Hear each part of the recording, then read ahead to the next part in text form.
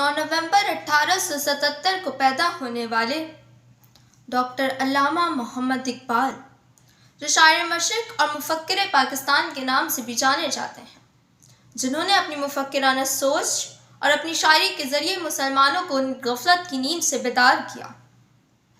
وہی قوم جو غفلت کی نیند سو چکی تھی، جو ہمت ہار چکی تھی، لیکن اقبال نے ان کو شاہین کا لقب دیا، ان کو خودی کی تعلیم دی، اور اسی کی بدولت مسلمانوں نے ایک علیحدہ ملک پاکستان پا لیا۔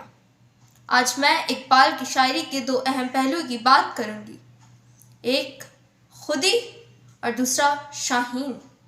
جناب والا شاہین وہ جو اپنی میں اور انا سے آزاد ہو جائے، جو آگے بڑھنے کی لگن رکھے، جو منزل پر پہنچ کر بھی دم نہ لے، جو باطن سے ٹکرانے کو ہر وقت تیار ہو۔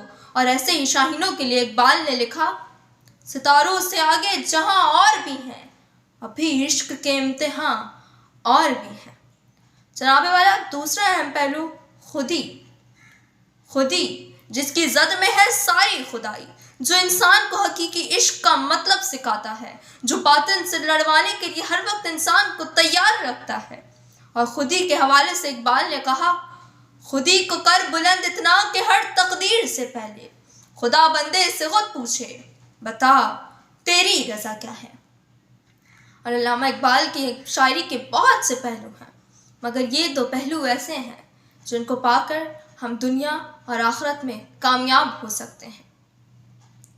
نہیں ہے نا امید اقبال اپنی کشت ویراں سے، ذرا نم ہو تو مٹی بڑی زرخیز ہے ساقی۔